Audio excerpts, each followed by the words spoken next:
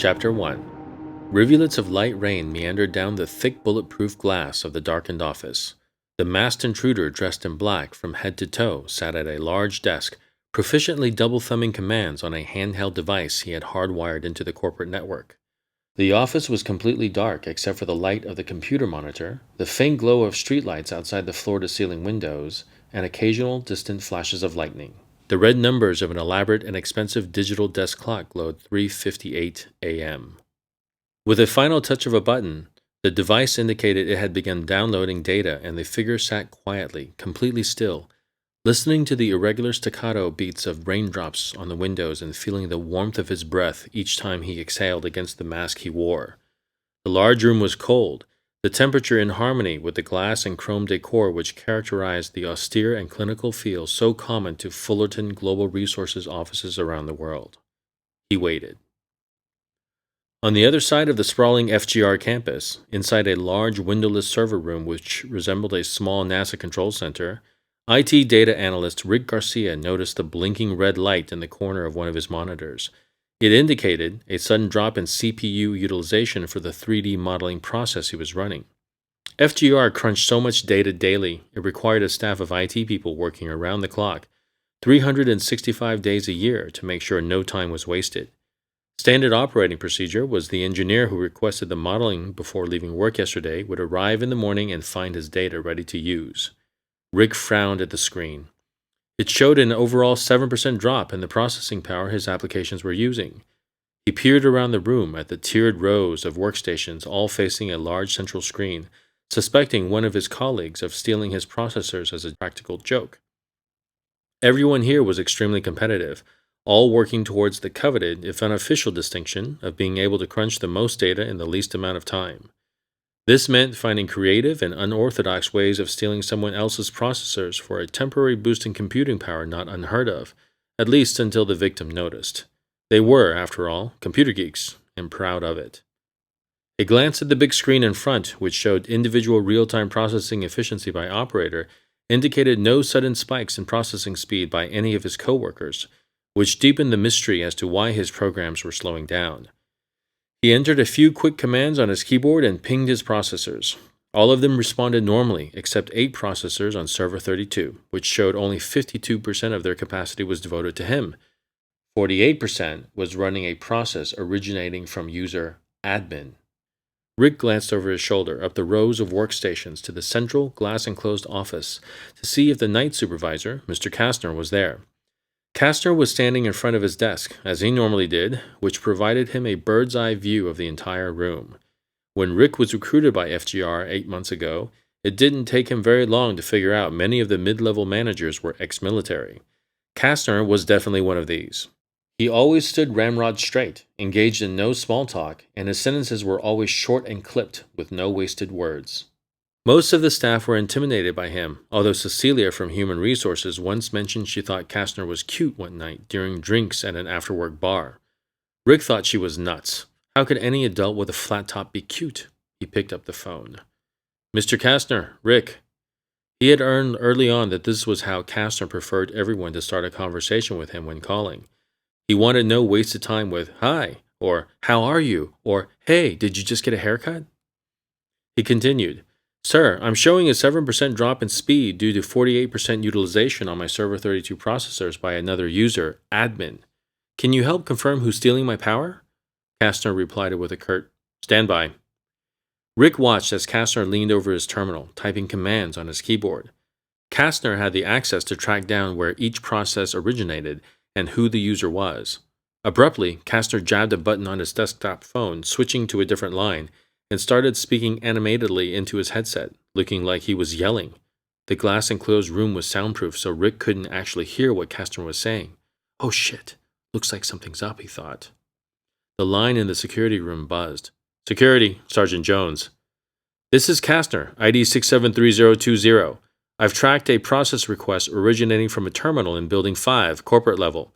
Please advise if there are any authorized employees currently present on that level. Stand by." "No, sir. We show the last employee exiting at 2241. No recorded entries since then." "Sergeant, send a security team to investigate Building 5, corporate level, immediately for possible intruder. This is not a drill. Repeat, not a drill. Yes, sir. FGR did not entrust its security to untrained minimum wage guards provided by some third-party vendor. Security team members were in-house, employed directly by FGR, and all were weapons trained and qualified. Weapons included not just handguns, but assault rifles and all manner of other special equipment more befitting any given city's SWAT team than a corporate security force. Every member was ex-special forces from some country's military. Within minutes, a 6-man unit was pounding up the stairwell in Building 5. The flak-jacketed and helmeted group paused outside the door to the corporate level. The sergeant looked at his men and nodded. They nodded back. Quietly, he tapped his access card on the door reader and opened it. The security team walked single file down the faintly lit office hallway with the brisk, bent-knee lockstep of a well-trained tactical team, each man with his weapon pointed in the opposite direction from the man before him, covering both left and right sides. All the offices on this floor had glass walls facing the hallway, so the line of armed men proceeded quickly down the corridor without pause, red laser sight beams casting reflections crazily in all directions as they pointed weapons into the empty offices looking for intruders. The two in front harshly whispered a muted, "Clear," as they passed each office on their respective sides. The only office, which did not have glass walls and could not be viewed from the hallway, was the large suite at the end of the corridor, the office of Caesar Fullerton, chairman and CEO of FGR. The 6 men spread out and trained their assault rifles on the solid, polished pecan wood double doors leading into the suite and stopped. Just as the sergeant prepared to order his men to enter, the door shattered and exploded toward them.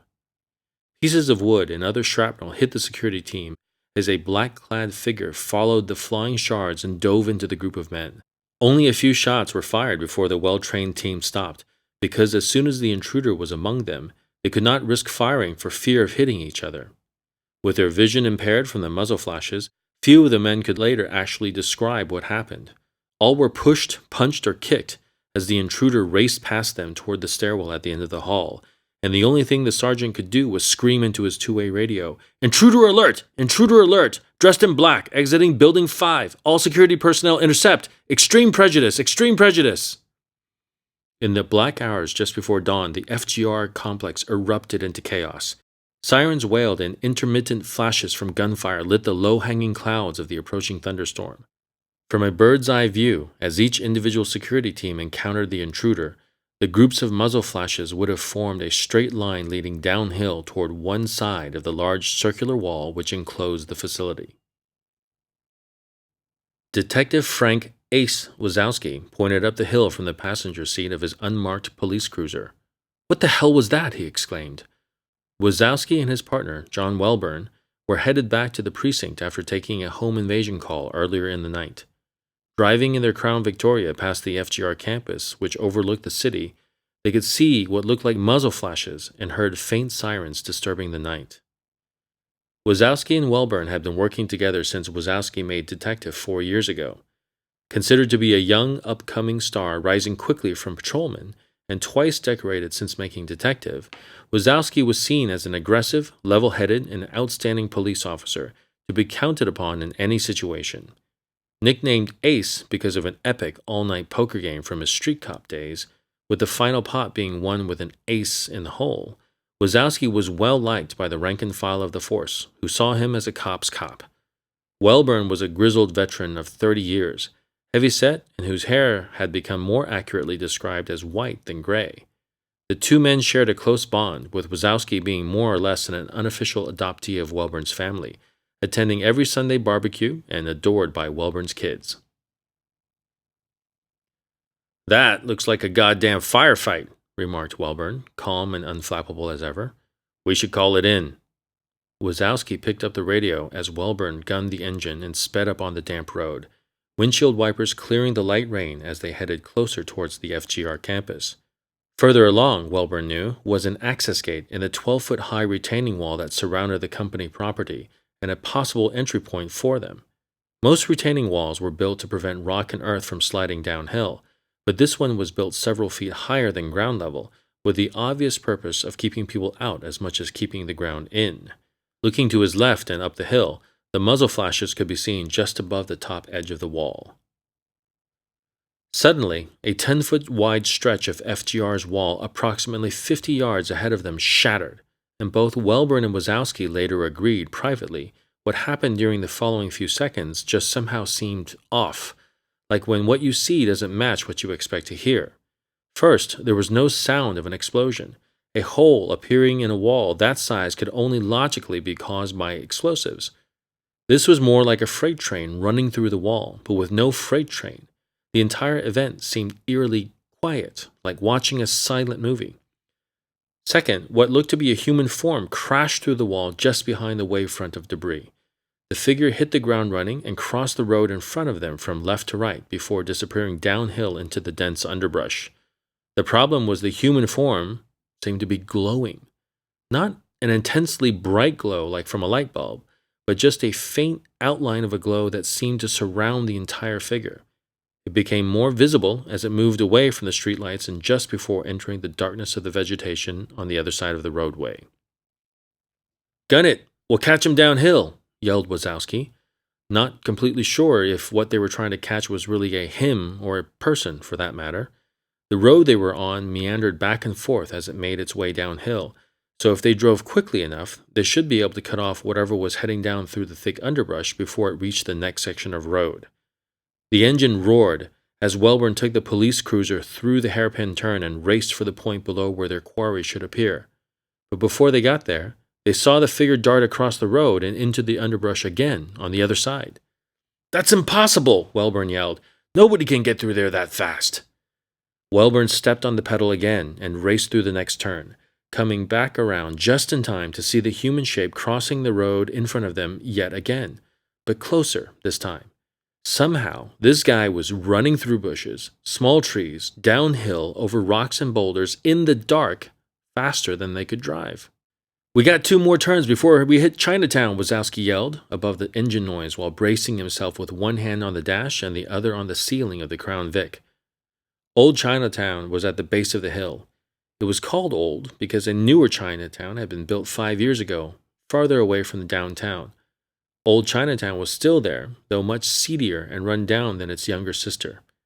At this time of night, the stores were almost all closed except for the infamous Food Street, a section of open-air small restaurants, stalls and carts, selling all kinds of mysterious Asian food, usually unidentifiable to the Western eye, accompanied by equally foreign and sometimes repellent smells.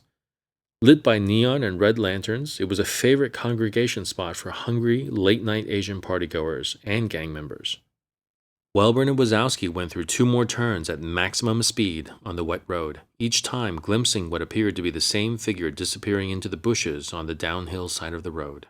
As they reached the bottom of the hill, driving parallel to Food Street, both kept a sharp eye out for where their quarry could have gone.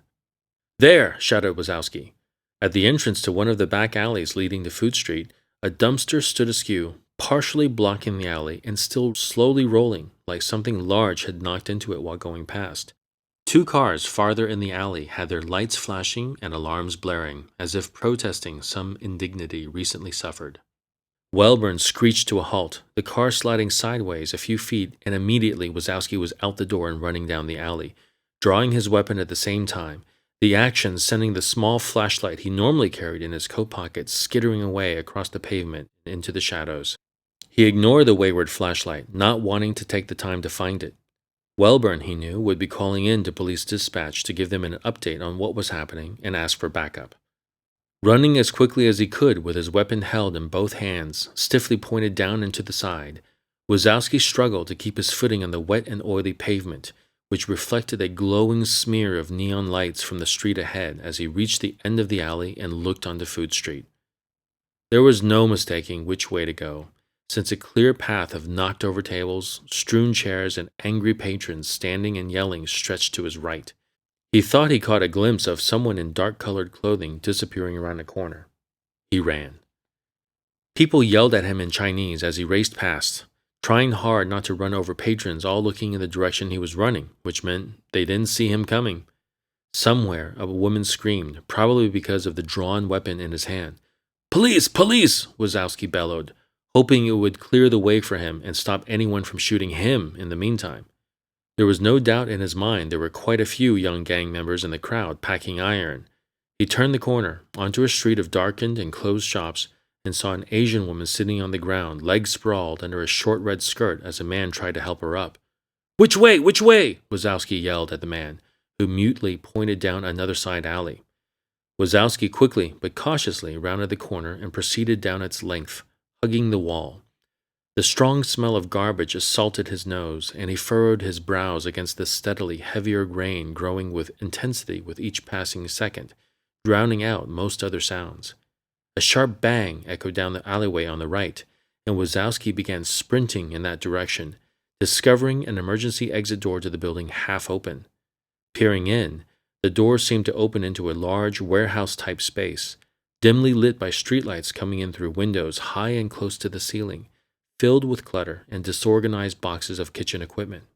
Restaurant supply store, he thought, and he could see another open doorway approximately 30 feet inside. Suddenly, a flash of lightning split the night sky, immediately followed by an impossibly loud crack of thunder. The strike must have been almost directly above the building and hit a transformer, because the power in the area cut out immediately and the entire structure plunged into darkness.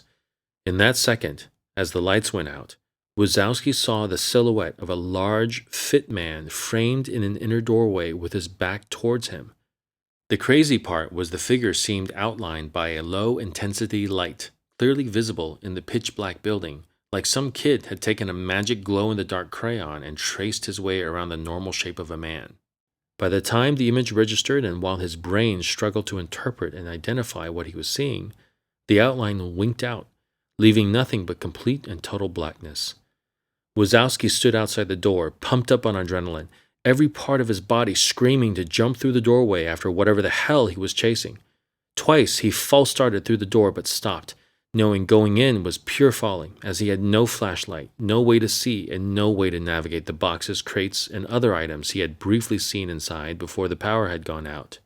From somewhere deep inside the building, faint enough to be on the complete opposite side of the structure, he heard a sharp bang, which most likely signaled his quarry exiting the building on the opposite side from where he stood.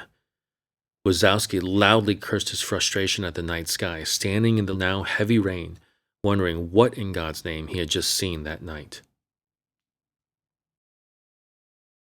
Rick Garcia sat with his back to his computer monitor, staring up, along with most of his co-workers, at Kastner, who had been constantly pacing and shouting on the phone for the last half hour since Rick had first informed him about his wayward processors. "Dude," whispered one of his colleagues as he leaned closer into Rick, "what did you do?"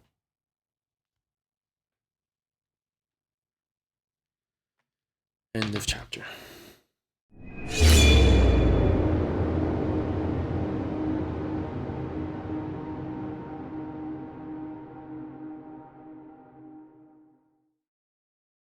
Welburn, he knew, would be calling in to police dispatch to give them an update on what was happening and ask for backpack. Yeah, that's what he was asking for backpack. Wazowski struggled to keep his footing on the wet and oily pavement. Suddenly I'm cockney. I'm going to be running down the pavement. The crazy part was the figure seemed outlined by a low intensely. It's an adverb now. Okay. 2 cars farther in the alleyway had their lights flashing and alarms blaring, as if protesting some indignity recently suffered. 2 cars farther in the alleyway had their lights flashing and alarms blaring, as if protesting some indignity recently suffered. Indignity. 2 cars farther in the alleyway had their lights flashing and alarms blaring, as if protesting some indignity recently suffered. All right. Okay. 2 cars farther in the alleyway had their lights flashing and alarms blaring, as if protesting some indignity. All right. Sub-producer.